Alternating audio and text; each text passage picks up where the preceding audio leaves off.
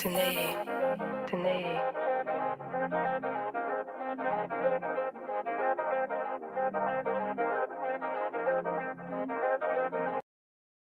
Here's $100,000. Wait, I can give you this 100 grand, or I can teach you how to make this every single month. You see, this is exactly what I made in my business from one income stream just in the past 30 days. And what I do can be done from anywhere in the world, and the people that I work with are anywhere in the world. And all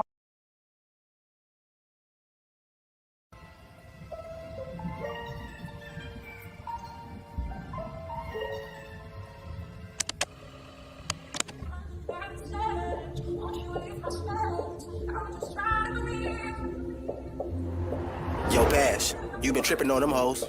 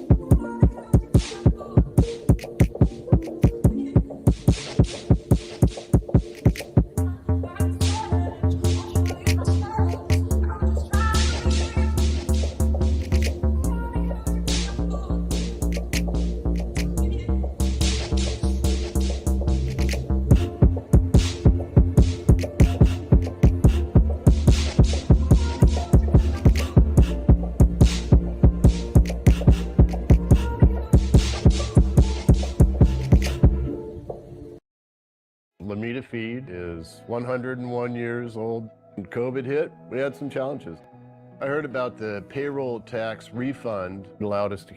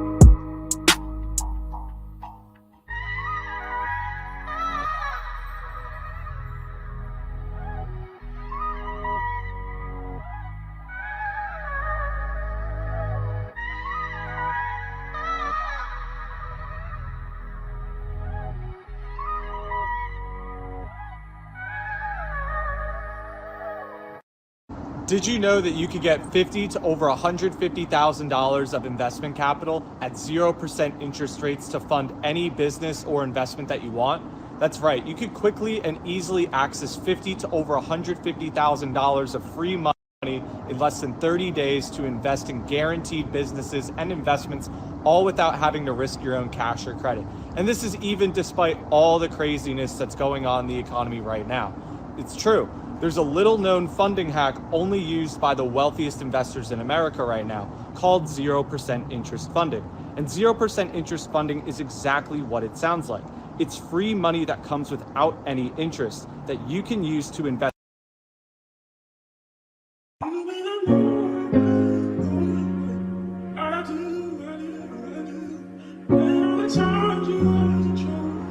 Yo, Bash, you been tripping on them hoes. What are you calling my phone for? Go back to the bitch you love so much and leave me the fuck alone.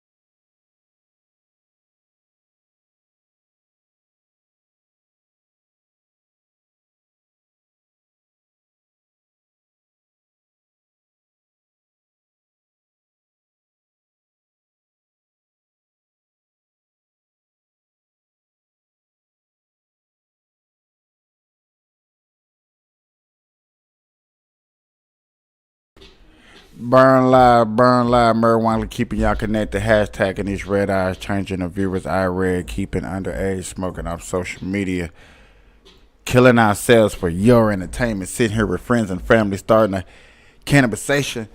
Ladies and gentlemen, boys and girls, I was just having the most weirdest, dumbest, incredible, fucked up a start. You know what I'm saying? But you know I don't have a start without a messed up start. You know what I'm saying? Fumbling something. Back when I first started, it used to be right before I knew I was gonna have a good show. I used to always have to go to the bathroom. Real smack.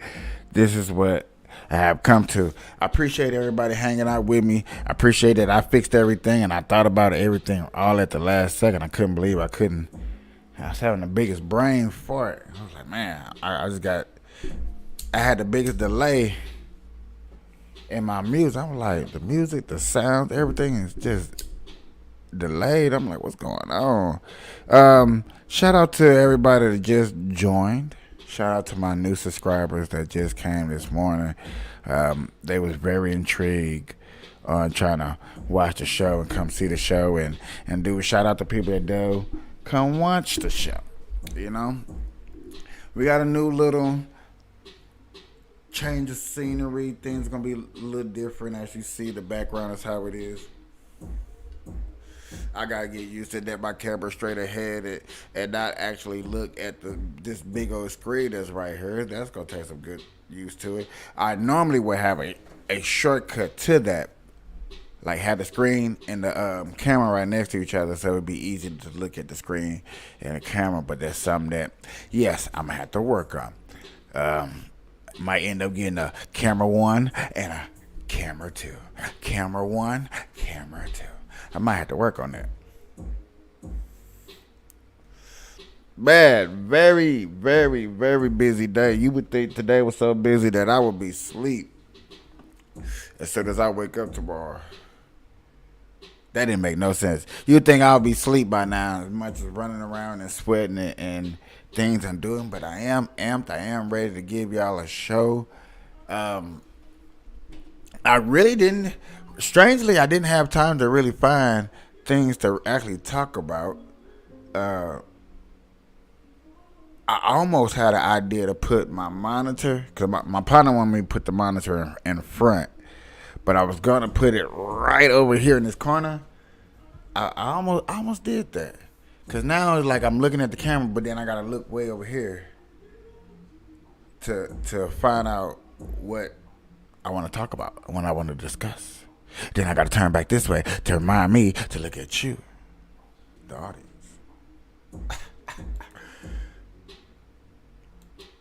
Yo, like I said, y'all, Marijuana Lee keeping y'all connected. Marijuana giving y'all the news and what's going on in everyday life, man. I hope that y'all doing good. I hope that y'all having a good evening, good morning, good afternoon, whenever you're watching this. I highly appreciate it.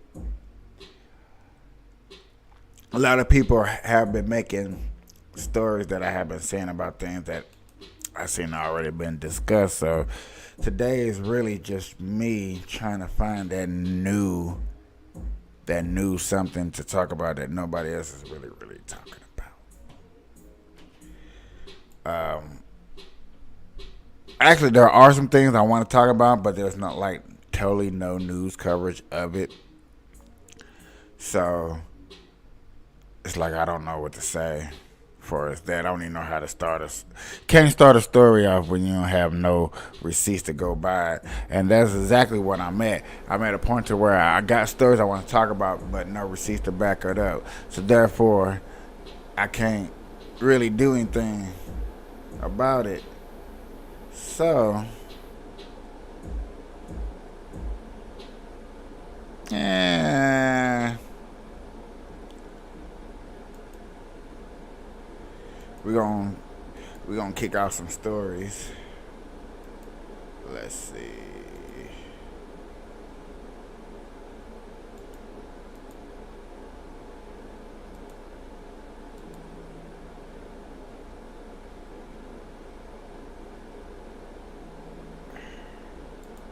Let's go to the Martin Show. This is a switch bike. This is a switch bike. No,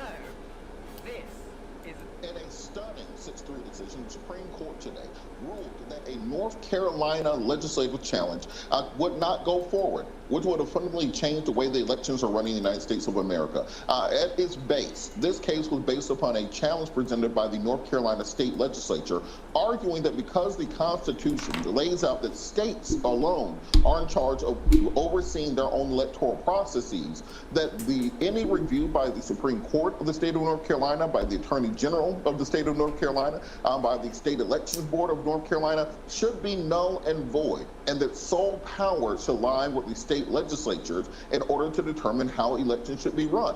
The Supreme Court rejected that argument. The reason this is significant is because over the course of the last 15 years or so, Republicans have concentrated on consolidating power in state and local offices. During the Obama administration, Republicans won 1,044 elections nationwide, taking over state legislatures across the country. If this challenge had gone forward, fundamentally, those Republican state legislatures would be able to nullify elections, redistrict and change lines. They'll be able to change election dates, impose poll taxes. This would have fundamentally gotten rid of Section 2 of the Voting Rights Act, which has already been weakened by Shelby v. Holder in 2014.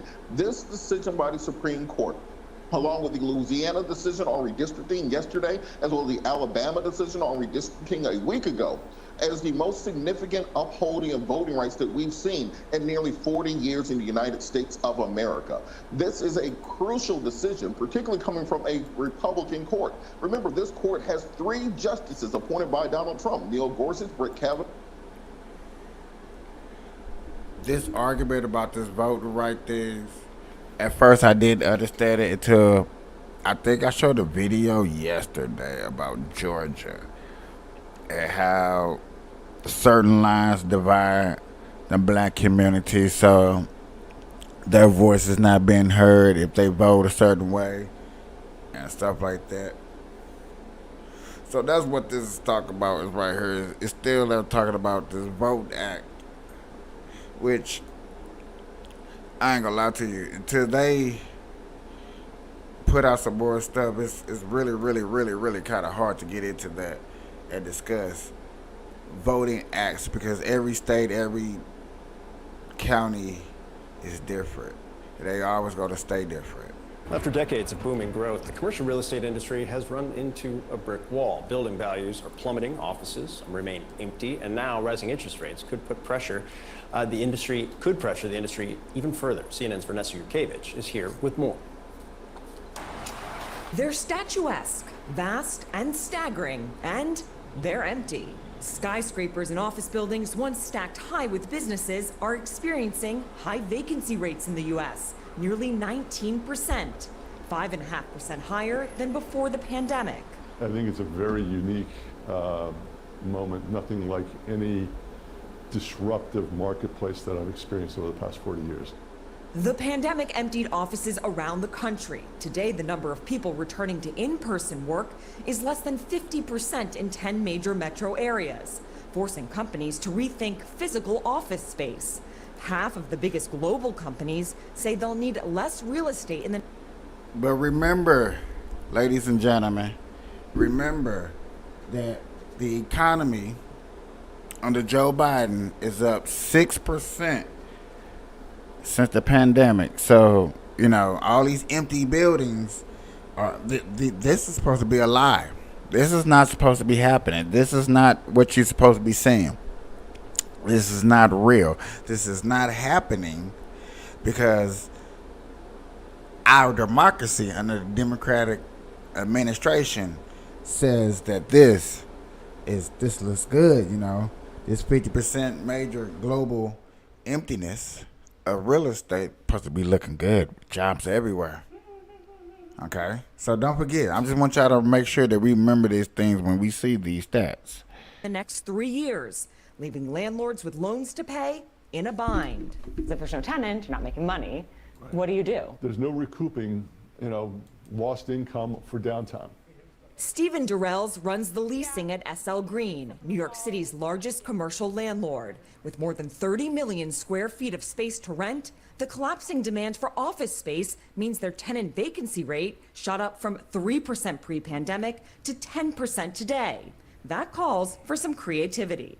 You can build the set in here, you can have a fight scene in here. SL Green is now working with Backlot, a company that connects landlords at 332 buildings across New York and New Jersey with film and TV companies.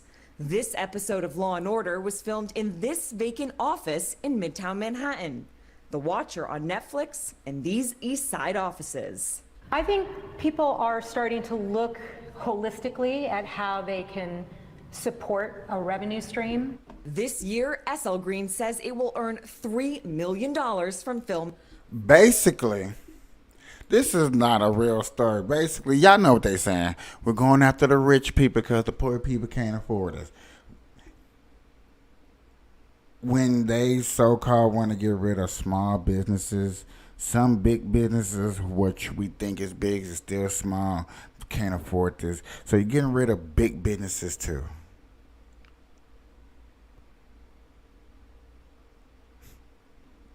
So that's basically what we're seeing in this report. I'm not even finna, oops, did I press the wrong button? We're not even finna get deep off into this story because it's like, of course, this is gonna happen. Ladies and gentlemen, of course this is gonna happen. What's going on over here? Scott, how does this work? Yeah, so very simply, any investor can go to masterworks.io, create an account. San Francisco has an empty office problem, and it starts right here. And how did you find two stories? What was that? CNN? This is CNBC with the same problem, with the same story. Stop playing. Let me get up out of here. After decades of booming growth, the commercial real estate industry. Nope, don't want to hear you either. Why do we want to hear about empty buildings? That ain't, no. You want to fix the economy and get it back going, get some real jobs. For real, for real.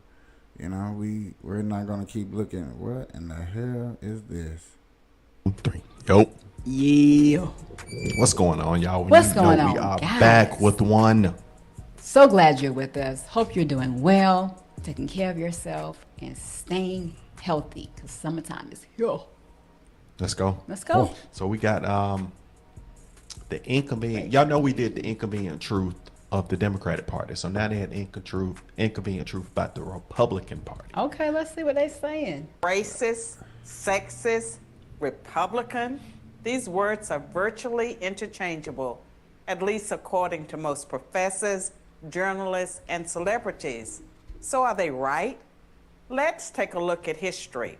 The Republican Party was created in 1854.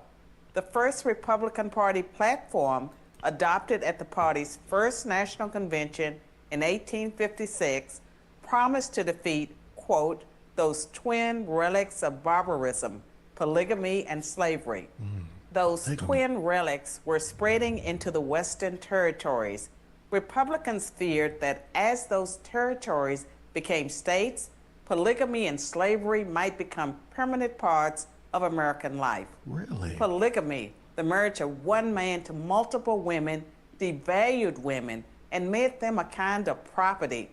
Slavery, of course, did the same to blacks, literally. The Democrats were so opposed to the Republicans and their anti-slavery stance that in 1860, just 6 weeks after the election of the first Republican president, Abraham Lincoln, South Carolina, a state dominated by Democrats, voted to secede from the Union.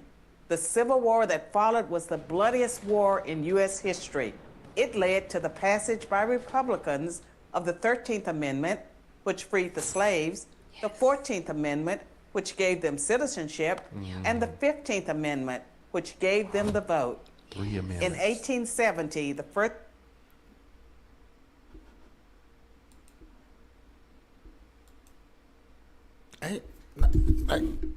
They don't teach us that. They don't talk about that. They don't say that. Now, this is what they don't tell us. Now, you're hearing this, and you're probably thinking like, no, Democrats freed us. Democrats won that Civil War, ladies and gentlemen. First black senator and the first black congressman were sworn in, both Republicans. Wow. In fact, every black representative in the House until 1935 was a Republican. And every black senator until 1979 was too. For that matter, the first female member of Congress was a Republican. The first Hispanic governor and senator were Republicans. Really? The first Asian senator, you get the idea. Really? Republicans also kept their pledge to defend women's rights. In 1862, the Morrill Anti-Bigamy Act was passed by the Republican-controlled Congress to put an end to polygamy. In 1920, after 52 years of Democratic Party opposition, the 19th Amendment was ratified thanks to the Republican Congress, which pressured Democratic President Woodrow Wilson to drop his opposition to women's rights. In the final tally, only 59% of House Democrats and 41% of Senate Democrats supported women's suffrage. That's compared to 91% of House Republicans and 82%.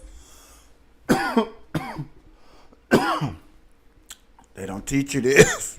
You're not going to see this.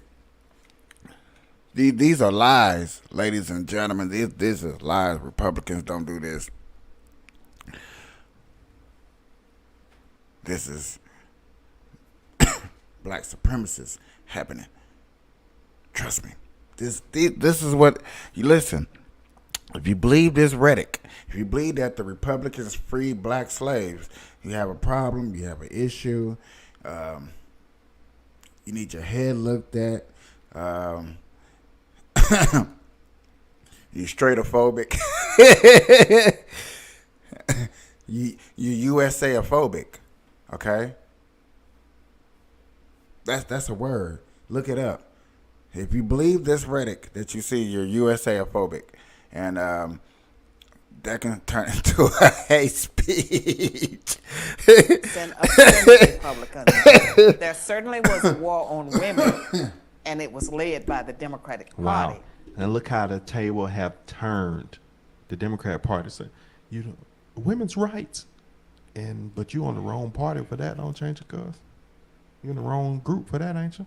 Wow.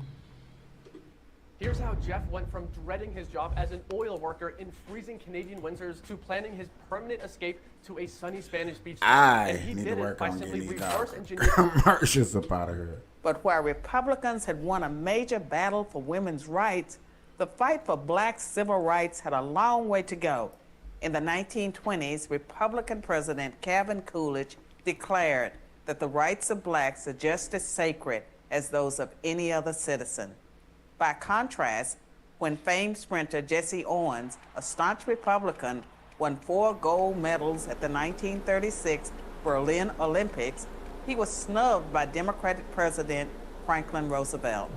Roosevelt only invited white Olympians to the White House. Wow. 2 decades later, it was a Republican president, Dwight Eisenhower, who sent the 101st Airborne Division to escort black students into Little Rock Central High when Arkansas Governor Orville Forbes, a Democrat, refused to honor a court order to integrate the state's public schools. The Civil Rights Act of 19... When you want to hear facts, you want the names. When you want to hear facts, you want to hear the names. You want to see the people. You want to see who did what did where, how did who, what year. This right here is one of the best things I'm glad I could have started off the show with, breaking it down. I know we broke it down. We was talking about empty buildings, y'all. That was so dumb and stupid. But this right here is definitely where it's at, of learning and seeing what's going on for as who started what, when, where, and how. We all the way up to 1960. Let's go. 60, which outlawed poll taxes and other racist measures meant to keep blacks from voting, was filibustered by 18 Democrats for 125 hours. Not one Republican senator opposed the bill. Its follow-up bill, the Civil Rights Act of 1964, is one of the landmark pieces of legislation in American history. That, too, survived a filibuster by Democrats thanks to overwhelming Republican support. But you might be thinking, all that's in the past. What have Republicans done for women and blacks lately? The answer you'd hear from professors, journalists, and celebrities is not much. And this time they'd be right. They'd be right because the Republican Party treats blacks and women as it treats everyone, as equals. The Democratic Party never has, and it still doesn't. Today's Democrats treat blacks and women as victims who aren't capable of succeeding on their own. Exactly. The truth is, this is just a new kind of contempt. Let's see. So there is a party with a long history of racism and sexism, but it ain't the Republicans. I'm Carol Swain for Prager University. Need to say is awakened. That's what's up. Now, we're not even finna go into their long ass rant and what they about to talk about. We not.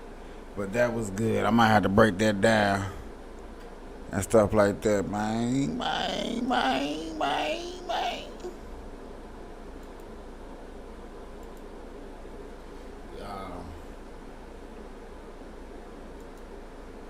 Had to do it like this so I don't be looking over here at this dang on screen.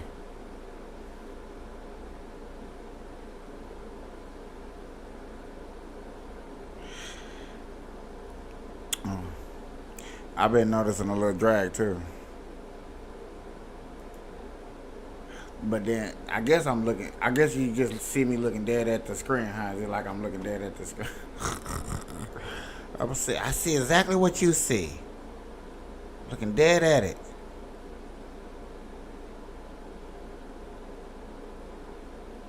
It's funny how people go back to them old videos. They're talking about, man, Dave Chappelle exposed. Oh, let's see what this I-95 look like, y'all. Verizon Home Internet and cut your internet bill to just $25 a month. Let's see what this Why don't we cut the I-95 cable, look like. switch to Verizon Home Internet. Cable internet wasn't cutting the mustard. I just plugged it in. And there's no surprise price hikes or hidden fees.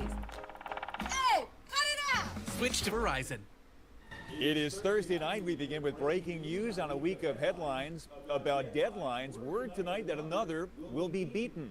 First, I-95 was supposed to open next week. Then we found out it would open this weekend. Tonight, just moments ago, we found out it will in fact open tomorrow. Action News reporter Maggie Kent live in Tacony tonight with more on that startling news just announced seconds ago. Maggie. Yes, I just called a source at PennDOT who did confirm they're expecting to reopen this temporary stretch of I-95, 3 northbound, 3 southbound lanes tomorrow, potentially in the afternoon. Of course, we have been tracking this since June 11th when that fiery explosion knocked out those lanes, and we'll be there tomorrow too. A pace car leads this red pickup truck to the side of the nearly ready temporary lanes of I-95 at Cottman Avenue.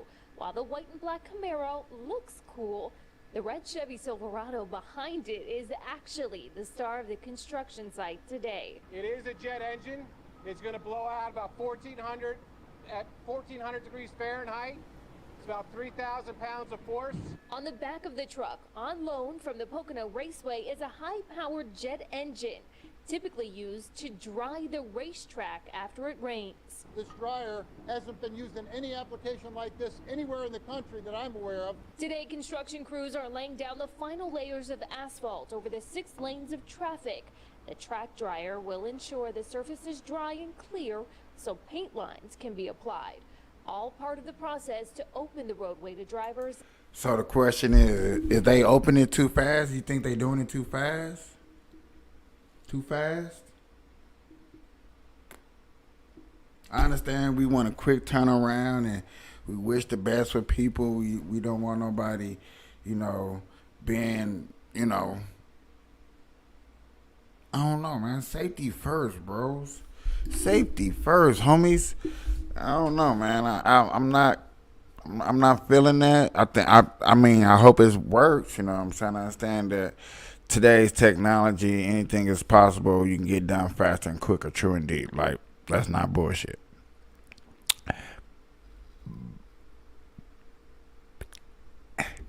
Don't want to use that B word, y'all. So, I don't know. We gonna, y'all know me. This is Burn Live. We keep you with the news, keep you with the updates. We always gonna check and see what's going on. And yeah, Highway 95 was down. It's been down for what, about a month, 2 months? I don't know, 2 weeks. It seemed like it wasn't down that long. Like, I heard about it, you know, Boohoo, Submarine, and I was up and running. Man, I wish I could find that article about what dude said. Oh man, you won't believe what the government's doing to us. I was like, oh shit.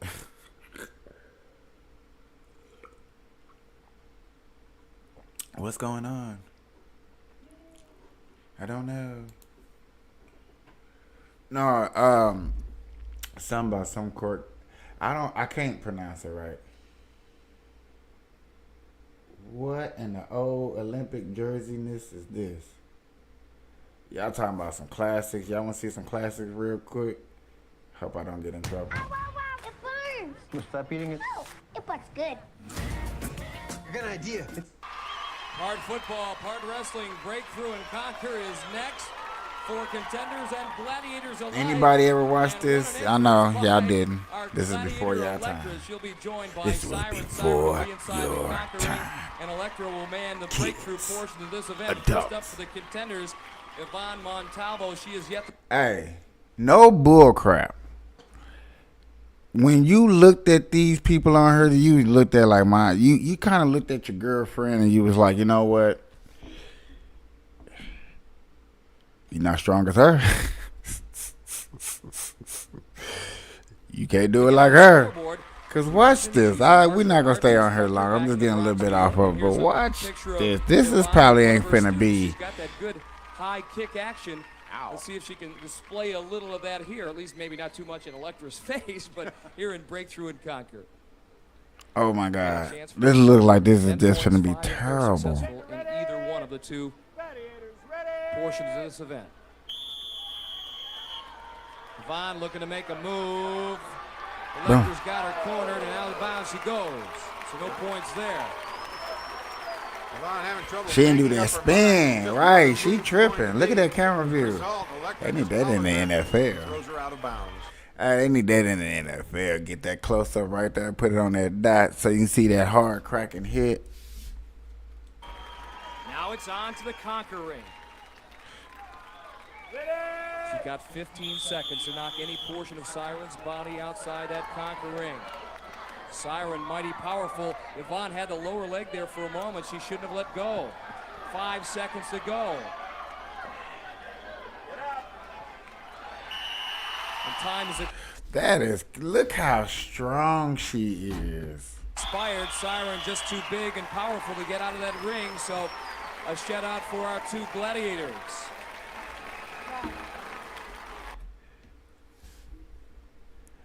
Y'all know what my next question finna be. You think Brittany Griner can do any better? Huh? Come on, y'all. Y'all think Brittany Griner can do any better? Be out there with them gladiators, those real American heroes. Huh?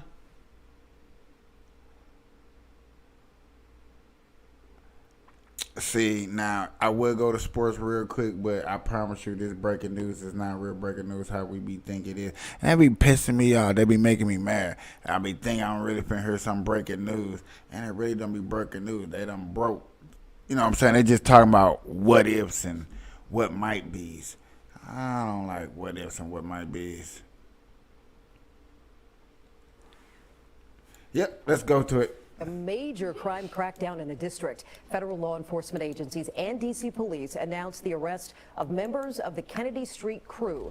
Investigators called them a violent drug trafficking organization. News 4's Erica Gonzalez joins us now with the details from just unsealed indictments. Erica, which I understand also resulted in a massive drug and gun takedown. Oh yeah, there was a lot here to go over. From 2021 until now, D.C. police say the Kennedy Street Crew, or KDY, is behind 19 shootings and 7 murders in the Kennedy Street stretch of Northwest. And now, 12 of its members have been arrested and are facing federal charges for drug and gun trafficking.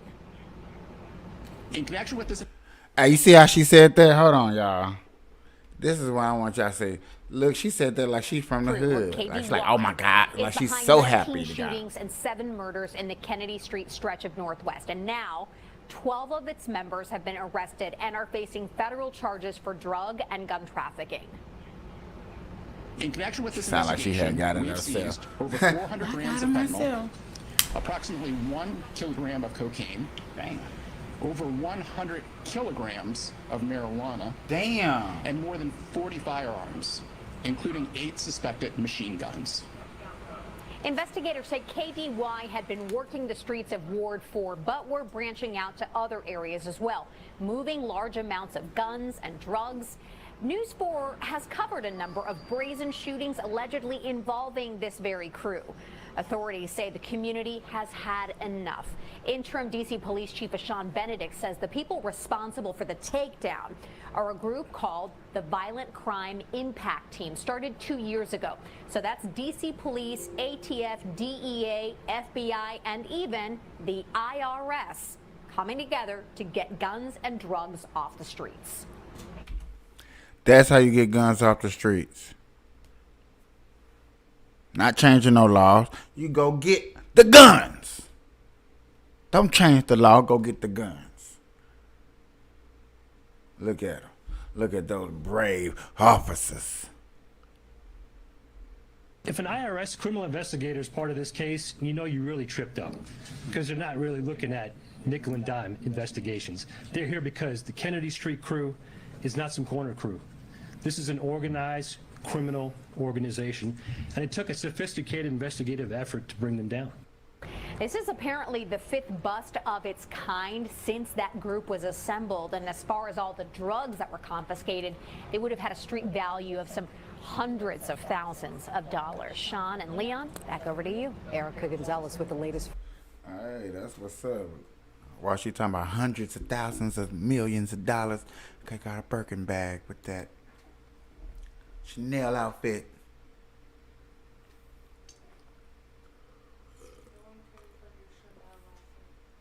Hey man, you know you bad when you got a gang affiliated and you know, man, you supposed to move in silence, not violence.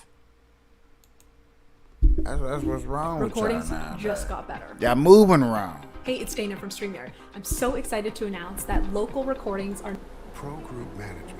Workers' comp that works for you. This is 7 at 7 from the Las Vegas Review-Journal. Good evening, I'm Jen Ah. Thanks for joining us on 7 at 7. Starting off with business, sponsored by Bank of Nevada, Bank on Accountability. You can call it the MSG Sphere's little cousin called Sphere Studios in Southern California. You're looking at the testing ground for feature films shot with the newly developed Big Sky camera system, which will provide big screen images for the MSG. Bill. Hold on, y'all. Let me get to the gangster stuff. Be coming soon, but our city isn't reserved for only F1 drivers. Review Journal's Renee Summerhour reports on the alarming number of drivers on our public roadways cited for speeding at more than 100 miles per hour. Okay, this is not nothing normal. The more and more you add Californian people over here, a lot of people go over 100 miles per hour, speeding everywhere around here. Stop playing with me. Last year, state troopers reported that Nevada Highway Patrol issued tickets to 4,051 motorists. That's 11 per day in its jurisdiction for speeding at 100 miles per hour or more. Troopers typically use radar-related technology to find out who's speeding, but they can also tell simply by seeing a fast car. Cops throughout Nevada issued an average of 175,000 citations for all levels of speeding per year from 2015 to 2019. Man, this a major crime not getting crackdown in the everybody. district. Federal law enforcement. They not getting everybody. They not getting everybody. They not. Stop playing with me. We wish they was getting everybody. You wish they was getting everybody. Stop playing. I know too many people that drive and be like, man, where you just go? Cali, man, what you drive, man? I was doing like 120. Okay. For real. Stop playing with me. They really think they up here getting them, huh? Troy Aikman takes a shot at Bud Light. Oh my God. Like, I kind of want to hear this, I guess. Authenticity. Our company is proudly based right here in Texas, and this weekend we celebrate the birth of our great nation. I am so proud to be an American and look forward to celebrating with good food, great friends, and of course ice cold beer. At 8, we believe in truth and authenticity. Our company is proudly based right here in Texas, and all of our beer is brewed right here in the good old USA. So I've got to call it like it is. There are a lot of beer brands out there that are trying to cash in on this holiday by slapping an American flag on their package, regardless of whether or not they are truly American. So this July 4th, drink American, whether it's 8 beer or any other American-owned beer brand. And on behalf of all of us out here, we appreciate your support. Cheers. All right, guys. Hey, so what you just saw there is former Cowboys star, legend, Troy Aikman promoting his Real American Beer 8, okay? And he is taking some not so subtle shots at Bud Light, okay? That's exactly who he's talking about, which Bud Light is made by Budweiser. Budweiser is not an American company anymore. They are a Belgium-based company, and they've done everything that they can over the past, 4 months or so to save their brand after the fallout from the Dylan Mulvaney advertising campaign. Okay, they've tried to gain back customers by pretending to be an American company, okay, by slapping an American flag on their beer. Okay, they got camo cans. They partnered with Harley Davidson. They've done all types of crazy stuff except apologize for their marketing campaign that really offended a lot of their core customer base. So with that being said, what do I think about Troy Aikman's beer? Well, I think that any beer, right, that's an American beer, is a beer worth supporting, okay, especially if they are not woke, okay? I wholeheartedly believe in supporting American-made products, and I think that it is time to move past fake American beers, again, like Budweiser and Bud Light, and I think this Dylan Mulvaney campaign is a good reason to do so. Move past them. I wish I drink beer so I could join this cause. Yeah, I really don't drink beer no more. I started drinking beer. I think I started drinking beer when I left St. Louis. No bullcrap. Just never been my cup of tea. Yeah, I want to do a full show, but I just reminded myself that I have not took my dog out to use the bathroom because there's been other dogs out and stuff like that. No bull crap. And I love my dogs. Y'all love y'all pets. So, no offense. I am finna cut this short so I can take my dog out before I forget, because I ain't gonna lie. And once I be done with this, after these shows, baby, I don't be want to do nothing. I be want to lay down. You know what I'm saying? Or I might do some reports. I don't know what I'm going to do. I might come back on, but I'm going to really just cut this short just so I can go. Take care of my dog. My dog. Ladies and gentlemen, I love y'all. Have a good night. Peace.